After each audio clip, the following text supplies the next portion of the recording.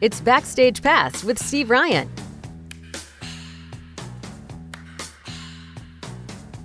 And here's your host, Steve Ryan. Hello. How are you, my friend? I'm fine. How are you? I am good. I'm so happy to see you. I'm so happy to talk to you. I'm a big fan of your solo stuff and the zombie stuff. And Oh, I can thank you. count. Yeah, I can count on two hands the number of Rock and Roll Hall of Fame members that I've talked to in the last year. And so here you are. It's funny. I sometimes forget that I'm a member of the Rock and Roll Hall of Fame, but it's a huge honor. And I was absolutely thrilled when we were inducted. It was a magical evening, absolutely magical. Yeah. Hey, you know, you've you've had a huge career. I mean, you've the zombie stuff, the stuff that you've done on your own. You did some stuff with Alan Parsons and Dave Stewart. How many how many vocals have you probably laid down? Do you would you guess? Well, it's very difficult to say, but I would have thought two or three hundred at least. I mean, Yeah. maybe more. And of course, you do lots of demos and other tracks as well that people never hear. So it's hundreds, definitely. Is there any, not to put you on the spot, anything that just stands out like this was a magical moment? I remember it like it was yesterday. Is there, I mean, there's so many to choose from, but I'm just wondering if you have a go-to memory that, just has always stayed with you. Well, I think, I would always say She's Not There because Mm. it changed our lives. Yeah. It was a very interesting evening. It didn't run smoothly at all. And, but I mean, I can tell you the studio was booked for the evening. It was thought to be, I think, a bit more cool to record in the evening and through the night in those days.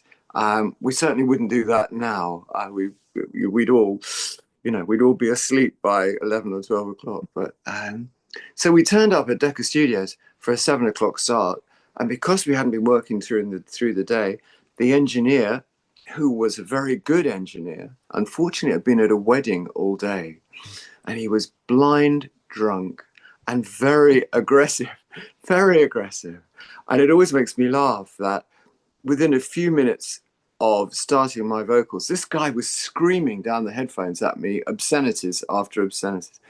And I, having been in the business now for whatever it is, 65 years, within a few minutes of being in that first session, I thought, this is not for me. This is really not for me. This guy's insane. We were lucky to get out of here alive. So it just shows you never know. Because as I said, I think I've been doing this for about 65 years. But anyway, we had a bit of luck and he passed out cold on the floor. And we carried him out of the studio and put him in a black London taxi cab. And actually, I never saw him again. Um, Wow. I hope he got home all right. His assistant took over, and his assistant was Gus Dudgeon. And Gus Dudgeon went on to be one of the most famous producers in the world, producing all of Elton's early albums, Yeah. working with David Bowie, Kiki D, and many other huge artists. And that was Gus Dudgeon's first session, and he never forgot it. And Wow. it was our first session, and we never forgot it either, and we didn't forget that we worked with Wow. Dudgeon. So it was that first session was very strange, but we got through it. And we recorded, I think, 5 tracks, and She's Not There was one of them. But it's too late to say you're sorry. How would I know? Why should I care? Please don't bother trying to find her. She's not there. Well, let me tell you about the way she looked, the way she acted, the color of her hair. Her voice was soft and cool, her eyes were clear and bright, but she's not there.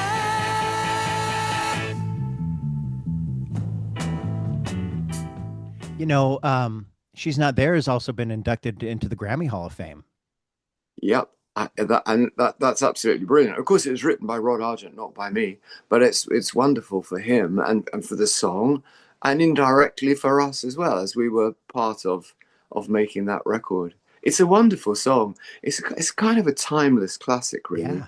And I Yeah. just remember it, as I said before, as the record, the song that changed everything for us. We were a local band. We were very young. I was 18 when I recorded that song, Wow. as was Rod. Rod's 10 days older than me.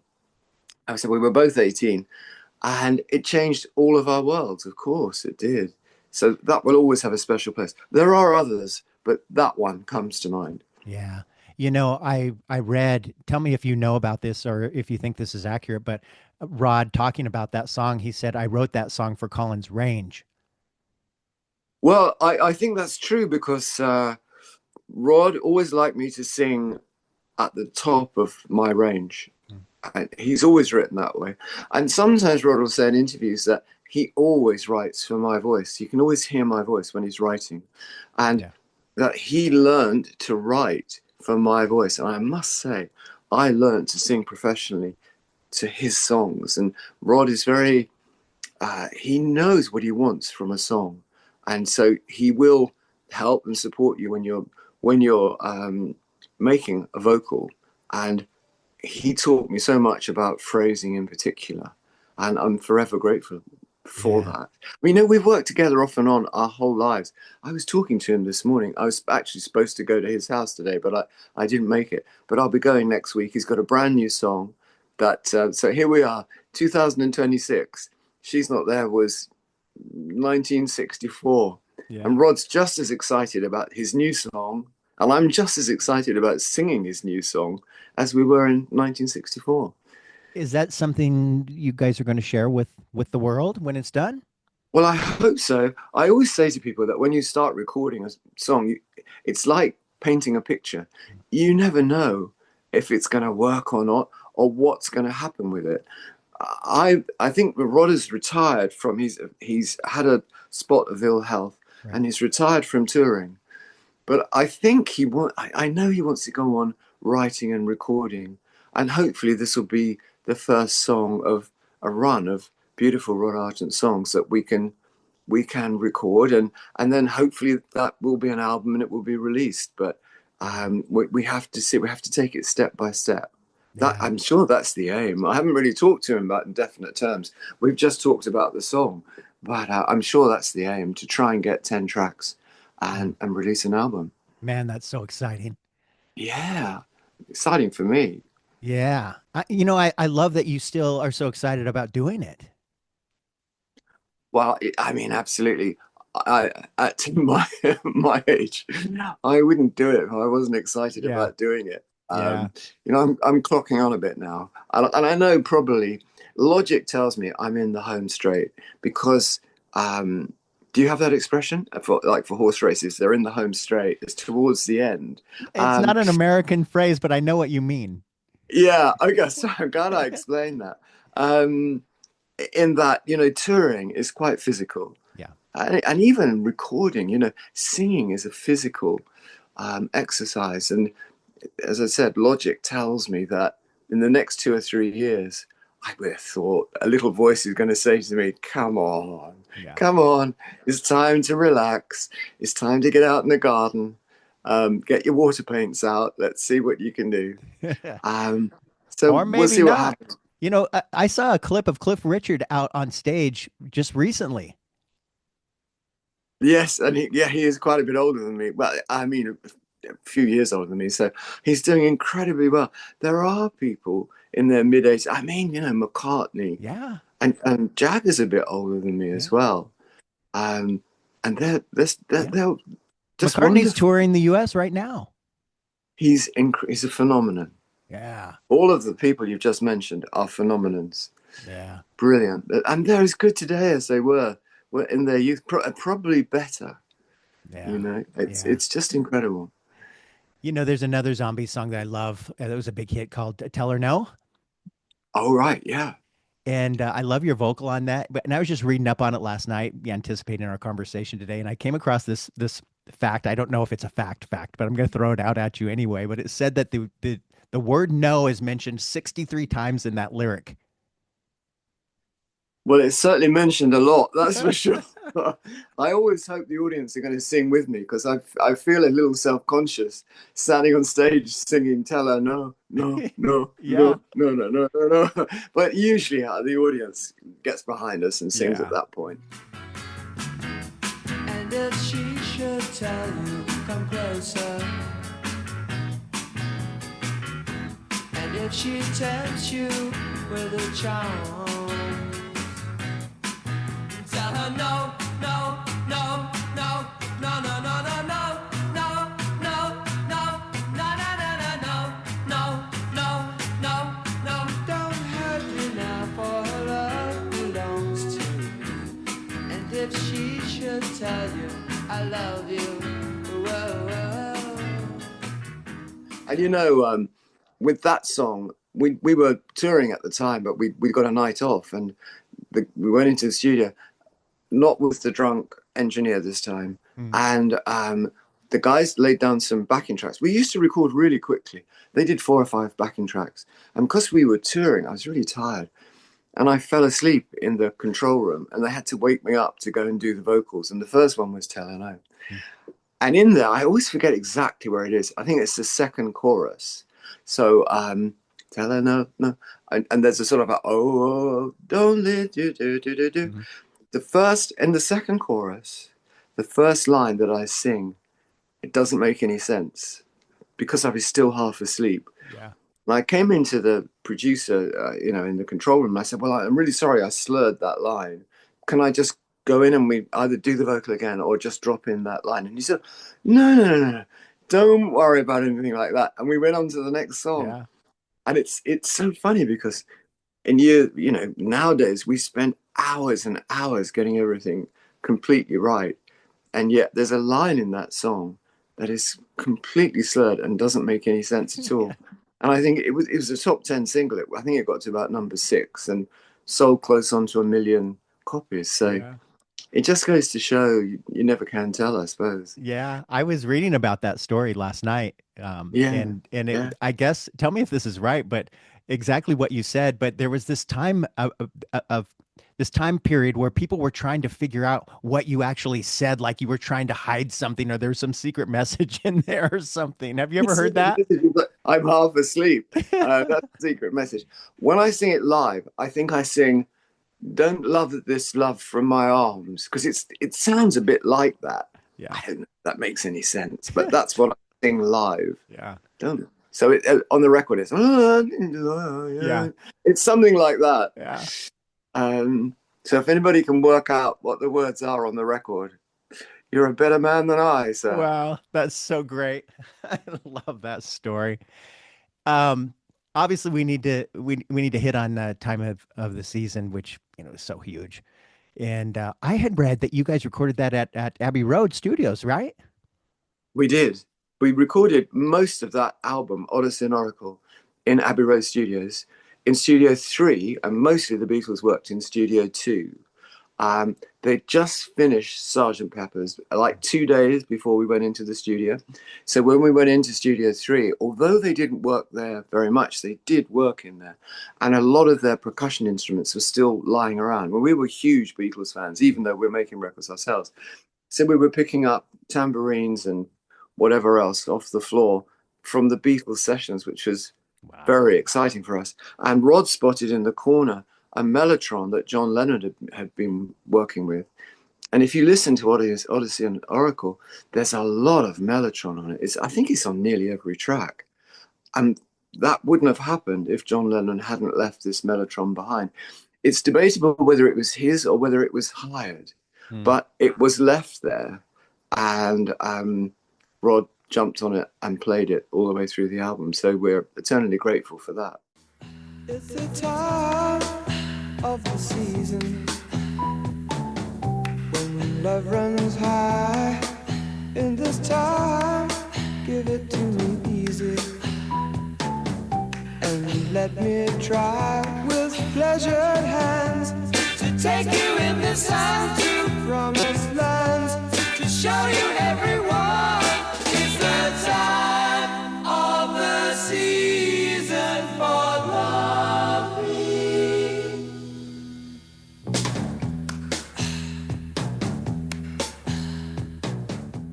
Did that become a hit after you guys had split up? Oh, absolutely. It was probably about 18 months after the band finished. Yeah. No one was more surprised than us that it Yeah. was a hit after all that time. It very nearly wasn't released in America, but um, Al Cooper from Blood, Sweat and Tears had just started working at CBS. He'd been over to England and he bought about 80 albums. He walked into CBS on his first day and he went in and he said, "This album stands out above anything else, whatever it costs." This is to Clive Davis, the head of CBS. It's very brave of him to do this. "Whatever it costs, we have to get this album." And Clive Davis said, "We already own that album and we were going to pass. We weren't going to release it." And Al said, "You have to release it." And he pressured them into it wouldn't have even been released without Al Cooper. Wow. And again, there were either 2 or 3 singles released before Time of the Season, but Al Cooper went in and pressed the company to release Time of the Season, and it wasn't an immediate hit. It was a very slow build up, and so by the time it was a hit, thanks to Al Cooper, by the time it was a hit, the band had finished a year or 18 months before. So it was a huge surprise, but it was a wonderful surprise. Yeah. Wow. You know, there's another song. I don't think it was ever released as a single, but it's one of my favorite Zombies songs, and it's called "This Will Be Our Year." Yeah, yeah, Remember that's a that Chris song? White song. I remember it really well. I play it in my solo set. I think we played it in the Zombies with the Zombies as well. It's such a lovely song, Yeah. written by Chris White, the bass player in the Zombies. He wrote many beautiful songs, but that's one of his best, I think. And yeah, I play it whenever I do a solo show. I always play that. The warmth of your smile, smile for me, little one. And this will be our year. Took a long time to come. You don't have to worry, all your worry days are gone. And this will be our year. Took a long time to come. And I won't forget the way you held me up when I was down. And I won't forget the way you said, "Darling, I love you." You gave me faith to go on. Now we're there, and we've only just begun. This will be our year. Took a long time to come. Love that Just a song. great song. Yeah. You know, you talked about you guys were fans of the Beatles, but when you were growing up, even maybe before you decided, I mean, you were recording at 18, so there wasn't a whole lot of time span here. But when music really grabbed you, who was it that you were listening to as a teenager? Well, all American artists, really, which kind of intrigues me. It really was. I think all teenagers over here were the same. They'll be listening to American artists. So for me, the first wave of interest would be Elvis, Little Richard, and Chuck Berry. Those three, Yeah. definitely. And then later on, a little later on, I was a big fan of Ricky Nelson and the Everly Brothers and Buddy Holly. They would be my sort of second wave of interest, but Yeah. particularly Ricky Nelson. Yeah. You know, I was never going to be the lead singer in the Zombies. It just reminds me that. And at the first rehearsal, well, we didn't really know one another very well at all. And I was the rhythm guitarist for that first rehearsal. And we only just met and we played an old standard called Malagueña. And as Rod was going to be the lead singer, he hadn't done anything in the rehearsal when we stopped for a coffee. And he went over to an old piano in the corner. It's nothing to do with us. It just happened to be there. And he played, I don't know if you remember this old standard, Nut Rocker by B. Bumble and the Stingers. I don't know if you remember that. No. It's an instrumental and it's a keyboard instrumental. And Rod played it. And it's a rock and roll take on a classical piece. And you have to be a pretty accomplished keyboard player to be able to play it on a much higher level than the rest of the band who were struggling to find a way forward. And I was just amazed. I didn't really know Rod. I just met him that morning. And I went over and I said, "You should play keyboards in this band." And he said, "No, no, no, no. We want 3 guitars, rock and roll. We want to rock and roll."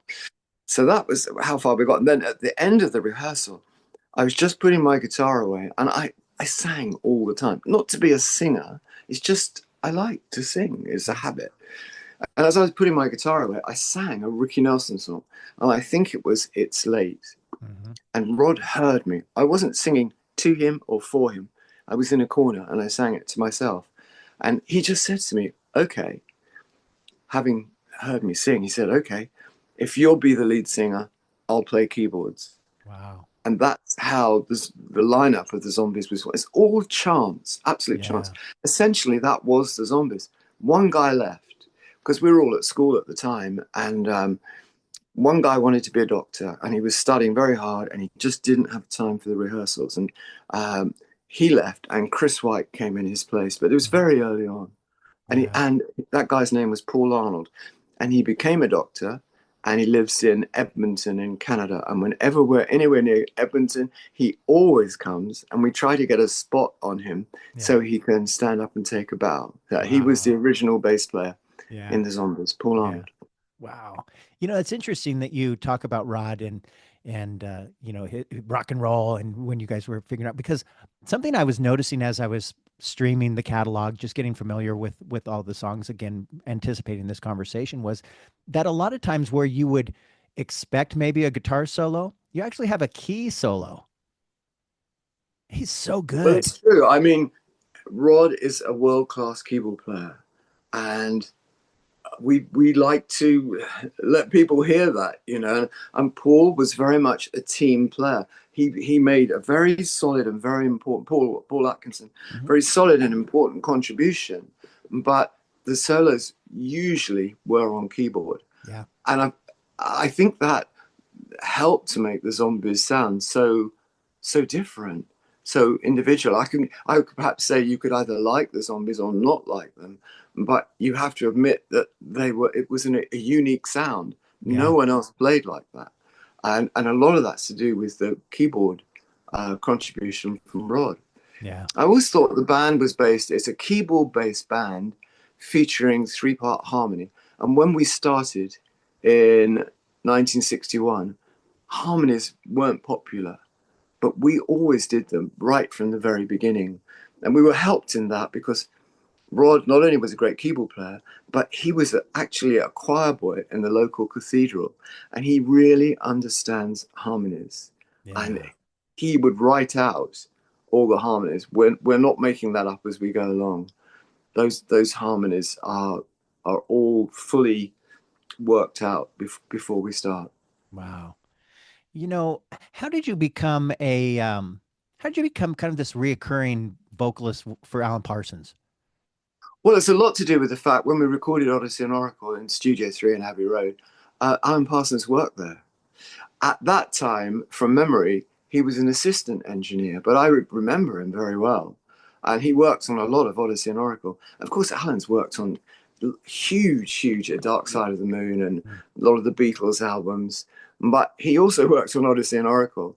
And later on, I realized he lived quite near me as well. So I did occasionally see him in a pub called The Flask in Hampstead Village. If you're in London, I do recommend it. So Hampstead Village is lovely. It's in northwest London.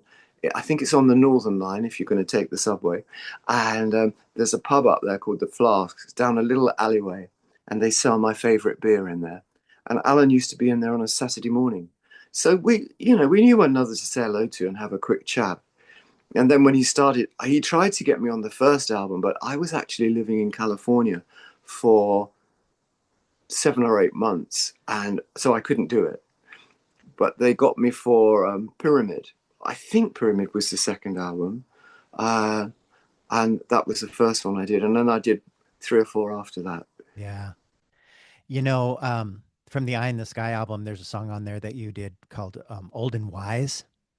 Yeah. I love that song. It's kind of got this dreamy feel to it, and your vocal is kind of dreamy, and it's so good. It's one of my favorite songs that I've ever sung. Really? It was written by Eric Wilson, who's Alan Parsons' silent partner. Really, it was a partnership, but it was always based around Alan's name. And Alan, if you like, was the producer. He's in charge in the studio, and Eric was the writer, although actually Eric was the executive producer, so he would always come in at the end and try to contribute something. But he was a great songwriter. I was walking out, we'd been doing something in Abbey Road, and I was walking out of the studio with Eric, and we were in Studio 2, with Alan Parsons and Eric Wilson. And we walked past Studio 3, where the Zombies used to record, and he said, "Let me play you something." And we walked into the studio, sat down at the wonderful old Steinway Grand, and he just played me Old and Wise from beginning to end with him singing. Yeah. And it was only me and him there. And it was staggering, very emotional. Such a wonderful song. And he said, "Well, would you like to sing it?" And I said, "Well, I'd be honored to sing it. It's such a beautiful song." And that's how it came about. Wow. Autumn winds will blow right through me on Sunday in the midst of time. When they ask me if I knew you, I'd smile and say you were a friend of mine, and the sadness would be lifted from my eyes. Oh, when I'm old and wise. What a great story. Another song you did with Alan was Dancing on a High Wire. Man, I Yeah. love that song too. Well, I found it got a little bit tougher with Alan, because when I first started singing for them, they would send me, in those days it would be a CD. Yeah. They'd send me a CD, and I'd have a week to live with it, or a few days, often a week to live with it. So The Eagle Will Rise Again on the Pyramid album, Old and Wise on Eye in the Sky. I had a little bit of time, this is from memory, but Dancing on a High Wire and the other ones I did for them, what they would do is they'd say, they'd call me and say, "Hey, are you doing anything?" And I said, "Well, not much. You want to come down to the studio and learn this song?" I think, "Oh, On the no." spot. Yeah. Yeah, no. And so I would go down there and they'd play me the song, and I'd have to learn it and sing it at the same time. Wow. Which, I think there are people that are probably better at that than I am. Perhaps if you've got a bit more of a formal musical education, you would find it easier. Yeah. But it's a tough call for me to do that. But I did my best. I did my best. Moving on forever. Maybe she don't care. Holding on together. Maybe it just ain't there. You're dancing on a high wire. You need to be so sure. There used to be a lifeline. There isn't anymore. We are the same. On the on your 1 year LP, Say You Don't Mind is on there. Yeah. Man, I love that song, and it's so unique because it's just strings in your voice. No. I know. It's a Denny Lane song, and we loved it with the original Zombies. We used to play that song live in concert with the Zombies. And so we finished in 67, so it would be before 67. And here we are recording an album. It was released in 71, so it was probably started in 70. And we remembered that song. And actually, we were short. I think we were only short one song at the end of the album. And someone remembered that song. It's a fabulous song. Yeah. We tried to record it as a rock and roll song, but it didn't work. From memory, I think, I'll just say it didn't work. It didn't work. But we had been working with this great string arranger, a great arranger, not just string arranger, called Chris Gunning. And he just came up with this unique string arrangement. It's not a quartet, but it works for a quartet. It's written as though it could be for a quartet. But it's a 21-piece string orchestra. It's a huge string orchestra. And I think it's absolutely wonderful. I would have never thought of doing anything like that myself. And I'll just be absolutely honest and say, I never saw it as a single. Wow. But it was released as a single in this country, and it was a huge hit. Yeah. Unfortunately, it wasn't a hit in the States, but it was a really big hit here. Yeah. It always intrigues me that how a song, it happens time and time again for me and for other people, it can be the same song is a big hit in one country and totally ignored in another country. It's the same song, it's the same performance, but maybe it's the wrong time maybe you it needs to be the right time. Yeah. But yeah, it was a huge hit here. To you I'm blind, something inside, say you don't mind. When it gets you so bad that a doormat sees better times, that's the time to get back and think up some better line.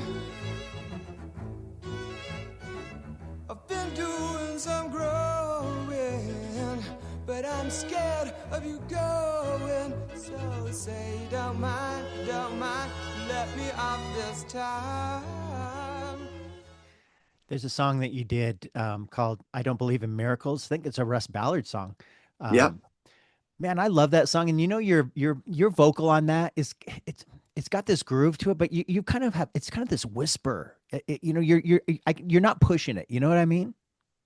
Yeah, I did sometimes sing like that. I rarely do that now, but it is quite effective on that track. I think it's another favorite song of mine. Russ Ballard is a great writer. He's written so many hits. Yeah. And that was his first hit. Again, it was a hit in the UK, but it wasn't a hit in the States. But I don't believe in miracles. I don't believe in miracles. But I thought you might show your face or have the grace to tell me where you are. Tell me where you are. I believe I was your game, your ball. Your ball. If you threw me up, then I would fall. So you've won again, you win them all. But I believe I'd run to you if you should call. But I don't believe in miracles. I don't believe in... I know I'm going long from how long I promised to keep you, but I just wanted to ask you about a couple more things. More recently, it's in '95. You did a version on your Echo Bridge album of Breakaway. I did, yeah. And I think that is so great. I like that as well. It's not the place you're going to. It's just a phase you're going through. No, I won't stop you. I don't want you to break away. Fly across your ocean. Break away. Time has come for you. Break away. That album is called Echo Bridge, and we signed with an independent label, but they were probably the biggest independent label in the country. And I was full of hope for that album. And we signed with this label that had many hits. And you know, within 14 days, that label had gone out of business. So I spent 3 years putting that album together. Within 14 days, what were they called? They were called Permanent Records, which is Not a bit very ironic. permanent. Within 14 days, they got out of business, and it was all over. I can't believe it. 3 years work, and it's all gone. And Breakaway was one of the tracks on there. Yeah. So it's a great song. It's Gallagher Yeah. and Lyle. And Well, you can still find it online now. yeah. Oh, yeah. I mean, I still listen to it, and I've got the album at home. Gallagher and Lyle wrote that song. Again, great songwriters. Where, Colin, besides your website, are you on social media where people can follow you and kind of keep track of what you're doing? And I'm not terribly active on the social media, but I think I'm on Facebook and my website, and my management company keep a lot of things going, and I try to write back to anyone who writes to me. Was it Messenger? I don't understand what these things are. I try to answer them. I was just looking. I saw a messenger site today that I'd forgotten existed, and I thought, there's so many messages on there. So one day I'm gonna have to sit down and answer them. I get a bit confused by the internet, to be absolutely honest. It wasn't Yeah. around when when I was in school. Me either, brother. I know. Wow, man, what a great conversation. I so appreciate your talent and the things that you do with your art, and you giving me a little bit of time. I know I've gone over what I promised how long I would Don't keep you, but worry, don't worry. man, thank you so much for giving me some time. Good luck with these shows that you have coming up, and maybe if you and Rod actually come up with those 10 tracks and decide to put something out, for us to hear, we can have a follow-up and talk about the new songs, if that's okay. Of course. And just by the by, I am actually recording a solo album at the moment. Even So better. that will be finished, I would think, but summer or autumn or something like that. So do keep an ear out for that as well, because that is being recorded at the moment. Nice. Yeah. Wow. Well, thank you so much. Thank you so much for your time, Colin. Let's talk again, okay? All right, mate. All right, See my you, friend. Steve. Okay. Cheers. Bye-bye. Bye-bye. For questions or comments, email Steve at steveryan.songoftheday@gmail.com.